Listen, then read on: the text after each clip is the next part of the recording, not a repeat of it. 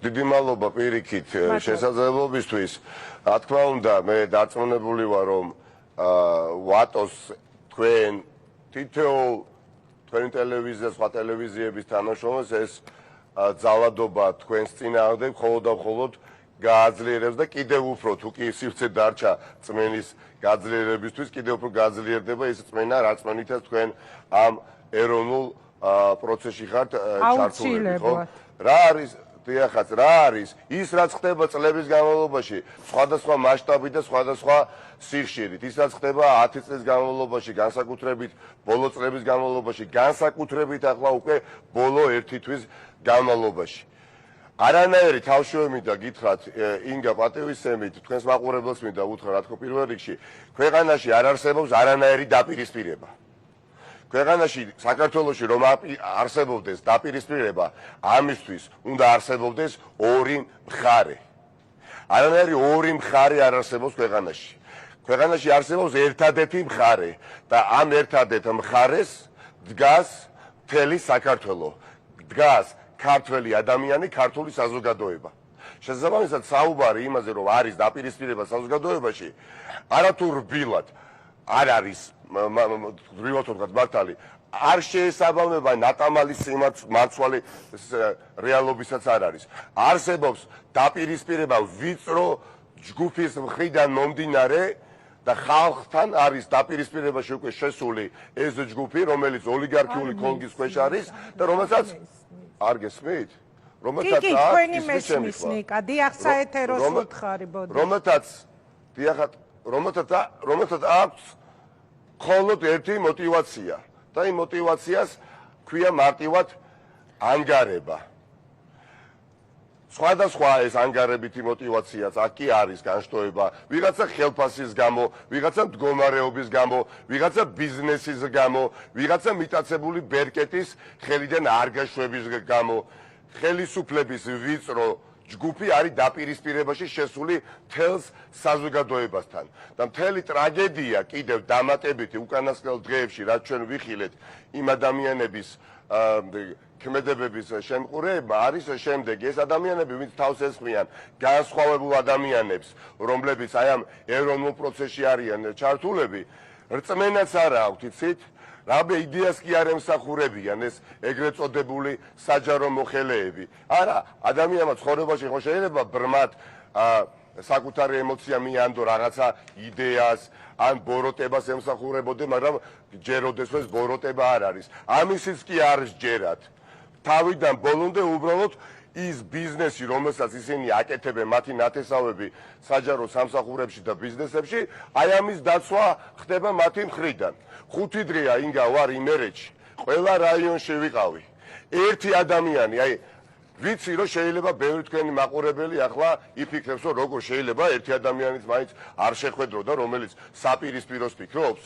ერთი ადამიანი არ შეხვედრია, ვინც არ არის სოლიდარული და არ თანაუგრძნობს იმ მოვლენებს, რომელიც რუსთაველის გამზირზე მშვიდობიანად მიმდინარეობს და აქვს ადგილი უკანასკნელი კვირების განმავლობაში. არც ერთი. როგორც კი დარწმუნდა ამაში ხელისუფლება და მას შემდეგ რაც სულ უფრო და უფრო ბევრი სხვადასხვა პროფესიის, სხვადასხვა ჯგუფების წარმომადგენლები, სამოქალაქო საზოგადოების წარმომადგენლები, პოლიტიკოსები, აქაც განსხვავებული პოლიტიკოსები ხშირ შემთხვევაში ბევრ საკითხში როგორ თავხდებით ერთმანეთში. აი, როდესაც ყველა რაიონში და ქალაქში შევედით, ხელისუფლება დაждდა და თქვა, იფიქრეს ამ რეჟიმის წარმომადგენლებმა, ეთქობა მათ ხო ჩვენზე უკეთიცია რა განწყობაა საზოგადოებაში, რომ ესენი ახლა ჩვენ დღემოზე თუ მიუშვით. ხო, აქციებიც აღარ დასჭირდებათ ამათ და დაიწყეს აი ის რაც დაიწყეს. საკუთარი ოჯახის წევრების და საკრებულოს წევრების და თანამდებობის პირების ამარად არიან შემორჩენილი. კითხვა ისმის, რა უნდა გავაკეთოთ? ხო, აი ეს უნდა მეკითხა, ნიკა, რა უნდა გავაკეთოთ ეხლა ჩვენ? რა უნდა გავაკეთოთ? და ესეთი სიმტკიცით აი ესეთი სიმრავლით და ესეთი სიმართლით უნდა ვიაროთ მხოლოდ და მხოლოდ წინ. როგორც არასოდეს მაგრამ ადამიანებში ეს დაპირისპირებები, აი რაღაცა საფრთხის შეგრძნებას ხომ არ აღვივებს, როგორ ფიქრობთ? მე რომ მკითხოთ, ყოველთვის უკურეაქციაა ხოლმე ნებისმიერი ხელისუფლების პირობებში, როცა ვინმე ზონდებს და ტიტუშკას იყენებს, მაგრამ აი თქვენ რა განცდა გაქვთ, ნიკა? აი როცა ადამიანებს ხვდებით ახლა რახან ყველა ხელისუფლება ახსენეთ, დაგიდასტურებთ დიახაც, ყველა ხელისუფლების პირობებში მეტნაკლებობის ხარისხით შეიმჩნეოდა მსგავსი ტენდენცია, მსგავსი ასეთი სიველური არ მახსენდება გარდა ახლა ასლან აბაშიძის რეჟიმის შემთხვევისა, მაგრამ რა თქმა უნდა, ყველა სხვა ხელისუფლების პირობებში მსგავსი ტენდენციას ადგილი ჰქონდა და ყველა შემთხვევაში გაიმარჯვა ხალხმა. ყველა შემთხვევაში გაიმარჯვა ხალხმა. ხელისუფლებამ ძალიან კარგად იცის, რომ ყველა სოციოლოგიური კვლევა აჩვენებს, რომ მათ ლეგიტიმაცია აღარ აქვთ. მხოლოდ 17-18%-ია მოსახლეობის, რომელსაც ჯერ კიდევ წარმოგიდგენიათ სჯერა, რომ ქართული ოცნების პირობებში შესაძლებელია სტატუსის, ევროკავშირისგან სტატუსის მიღება. მხოლოდ 17% დანარჩენი აბსოლუტური უმრავლესობა მოსახლეობისა ცალსახად ყველა გამოკითხვაში ამბობს, რაც ჩემზე კარგად იცის ქართულმა ოცნებამ, იმიტომ რომ ყოველდღე ატარებენ ამ კვლევას და ამითაც არის განპირობებული, რომ ისინი პრაქტიკულად არა, რეალურად წყობიდან არიან გამოსულები. აბსოლუტური უმრავლესობა გამოკითხულთა მოსახლეობისა ამბობს, რომ დროებითი მთავრობა არის ის მთავრობა, რომელსაც შეუძლია შეასრულოს ის რეკომენდაციები, რომელიც გაწერილია და ამის შემდეგ ქვეყანაში უნდა ჩატარდეს ახალი არჩევნები. ქართულმა ოცნებამ დაკარგა მინიმუმ 30% საკუთარი ამორჩევლისა. აი ის 30% მოსახლეობისა, ვინც ყველა გამოკითხვაში ამბობს, რომ შარშან 2021 წელს მე ქართულ ოცნებას მივეცი ხმა, 30% უკვე ზურგი უდრიკა ქართულ ოცნებას. და გაშიშდნენ. თბილისში მხარდაჭერა გაუნახევრდათ. ლეგიტიმაცია დაკარგეს, აღიარება საზოგადოებაში, როდესაც შენ 17%-ზე მეტი არ გაგიარებს როგორც ხელისუფალს, ინგა. აი ადამიანები წყალტუბოში, ტყიბულში, თერჯოლაში, არ ვიცი, ყველგან ერთი და იგივე განწყობა. თბილისში ძალიან აღარ აღიარებენ როგორც ხელისუფლებას. ასეთ დროს იცით რა ხდება? როდესაც შენ მთლიანად კარგავ აღიარებას, ანუ ლეგიტიმაციას და ამ ფონზე შენი სპეცნაზელი მოდის და მე თავში მითხრამს, ეს სპეცნაზელი, როდესაც სახლში ბრუნდება, ან მისი მამა, ან მისი დედა, ან მისი ძმა, ან და უკვე ეჩხუბება და სამართლიანად საყვედურობს. აი ამ ფონზე, როდესაც ეროვნულ და ევროპულ იდეას გულშემატკივრობს მთელი საქართველო და ამის გამო ამ პოლიციელის მიერ დაქირავებული ეს ადამიანები, ვიღაცები, რომ ზავადობენ ახალგაზრდებზე, სტუდენტებზე, შემზარავი, განსაკუთრებით აქ კადრები ვიხილეთ, ხო?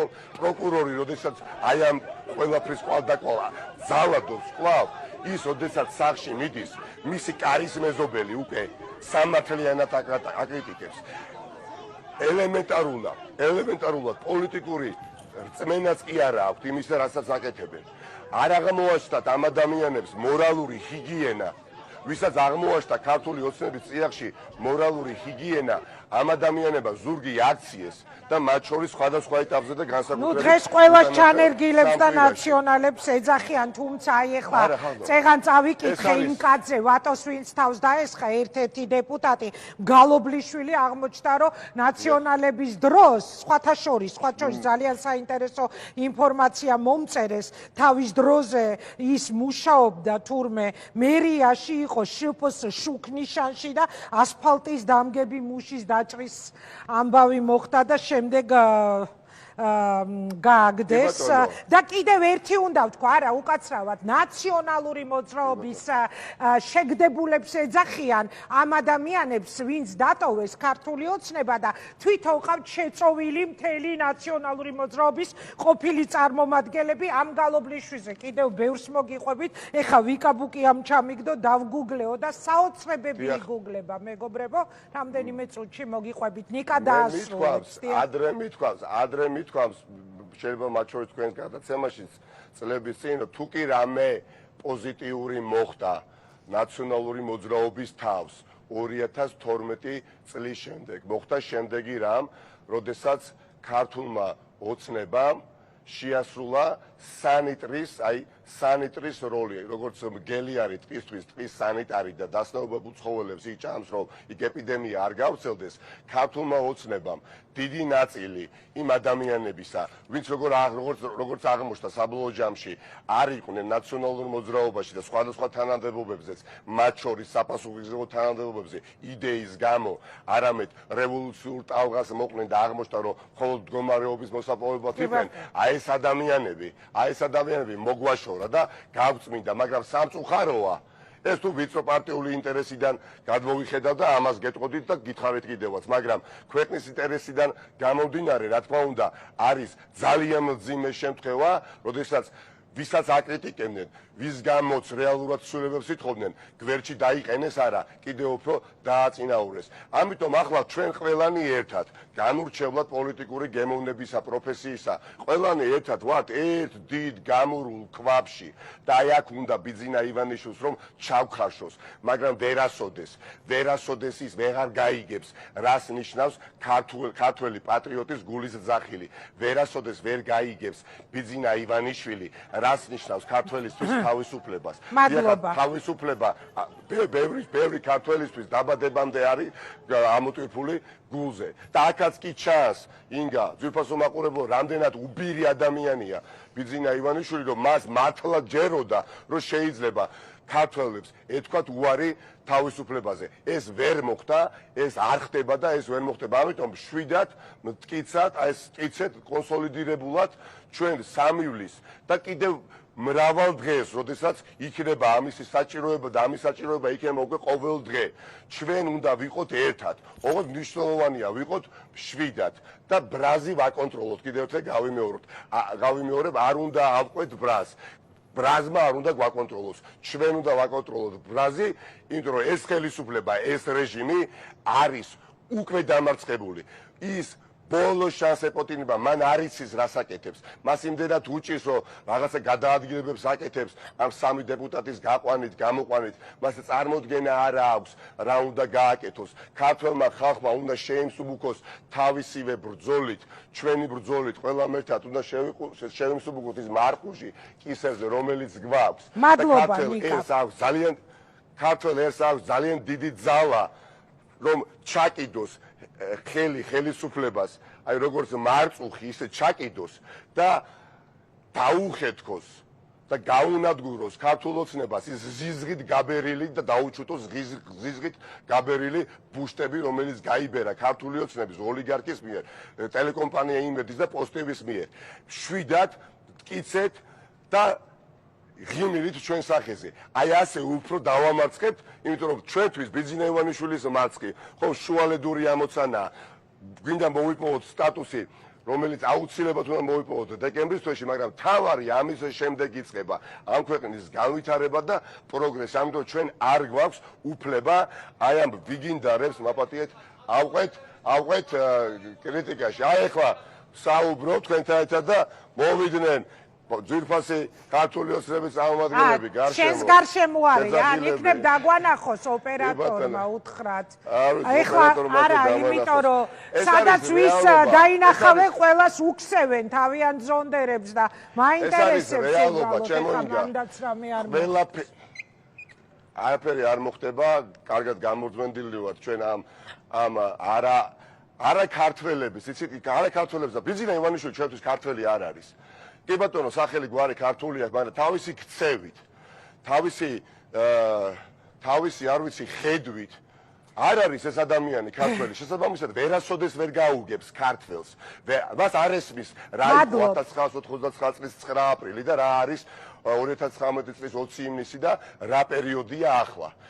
ვერც ერთი ოლიგარქი, ვერც ერთი რუსი და დავასრულებ, ვერც ერთი ჩინოვნიკი იმ ვიწრო ჯგუფიდან ვეღარაფერს ვეღარ გადაწყვეტს ძვირფასო მეგობრებო. ყველაფერს გადაწყვეტს ქართველი ხალხი, ქართველი გადაწყვეტს და ვერ გადაწყვეტს რუსი, გადაწყვეტს ქართული საზოგადოება.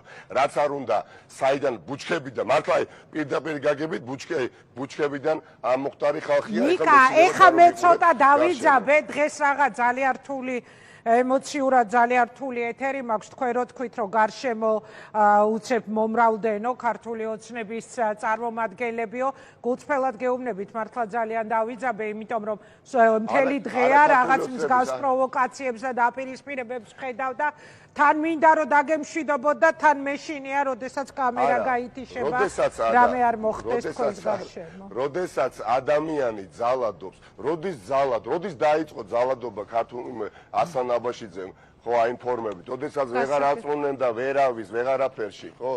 მორჩა გათავდა ეს ადამიანები ჩვენი ფულით იკვებებიან, ხახნო? და ამ ადამიანებს უნდათ, რომ ჩვენ მიგვეღო მათი მოცემულობა და დაგვეჯერა, რომ ჩვენ საკუთარი ცხოვრების დაგეგმვის უფლება აღარ უნდა გქონოდა და საკუთარ ცხოვრებას ვეღარ უნდა საზღვრავდეთ. არა, გამორიცხულია, მშვიდად მტკიცეთ, მით უმეტეს მაშინ, როდესაც მთელი ჩვენი დასავლური თანამეგობრობა მხარს გვიჭერს, მაშინ, როდესაც ისტორიული არჩევანი ივანიშვილს უნდა წაართვას, აქ დედაც, მამაც, ბებიას და ბაბუაც, შვილის და შვილიშვილის, ყველანი ერთად დავდივართ, იქ სადაც დავდივართ, რუსთაველის გამზირზე და ასე ვივლით. ეს არის ევროპაში შესვლის ბრძოლის ეტაპი. ამის შემდეგ, რა თქმა უნდა, დაიწყება პოლიტიკური ეტაპი და როდესაც იქნება არჩევნები, გადაწყვიტოს ადამიანმა და პოლარიზაციაზე მინდა გითხრათ ორი სიტყვა. ეხლა რომელ ერთი წუთი ნიკა გაითიშება მერე და სიგნალი არ გაითიშოს, ისე მინდა დაგემშვიდობოთ, რომ ცოტა ხანი კაცში ვუყურო, ვიდრე თქვენ გახვალთ მშვიდობიანად ამ ჩაქვის წერტილიდან. ჩახვეული ქონდათ ერთადერთი, ხავს ეჭიდებოდნენ, რომ აი დეპოლარიზაცია საჭირო ქართული ოცნება გამოდიდოდა და საუბრობდა, მაგრამ აქ ორი სუბიექტია მნიშვნელოვანი, ოპოზიციამაც ჩვენ ხელი უნდა შევიწყოს, მარტო ჩვენ რა უნდა გავაკეთოთ და ნახეთ რას კადრულობენ ამ ხნის განმავლობაში. ხახნო, ყველაფერს თავი დავანებოთ სტუდენტებს, ახალგაზრდებს, უფროსებს, როგორ ქვეყანაში გვინდა ცხოვრება, სადაც ვიღაცა 2-3 კაცი შეიკრიბება და მოილაპარაკებს, მოდი მე შენ თავს არ დაგესხვევი და მოდი შენ ამე თავს არ დამესხა. არა, ეს კი არის, ესეც სახელმწიფო კი არ გვინდა. ჩვენ გვინდა სახელმწიფოში კანონი და კონსტიტუცია კანონობდეს და კონსტიტუციას ძალა კონდეს და რეალურად სახელმწიფო ინსტიტუტებს კონდეს ხალხის მხრიდან პატივისცემა და ნდობა. როდესაც ეს ყველაფერი არის მოპოვებული, აღარ პოლარიზაცია ხდება და აღარ რადიკალიზაცია ხდება, მაგრამ ეს ყველაფერი როგორც ინსტრუმენტი, როდესაც გამქრალია, ხდება ის რაც ხდება. ნიკა, ეხლა კაპერიმეც აჩვენებს ჩვენი ოპერატორი და მიიმალნენო, პროდიუსერმა მითხრა ისე ამ 2 დღის განმავლობაში, სწორედ მაგ სურათს ხედავდით, ხეების უკან დამალულ სახელმწიფო მოხელეებს და ვიღაც ტიპებს რა, რომლებიც ორგანიზებას უკეთებდნენ ამ თავდასხმებს. მადლობა დიდი რომ იყავით ჩვენი სტუმარი. მშვიდობა გქონდეთ, მოკლედ მე ნიკას დავემშვიდობები. თხოვე ხო პროდიუსერს ეს კადრი მაინც იყოს პირდაპირ ეთერში, ისე დაპირისპირებული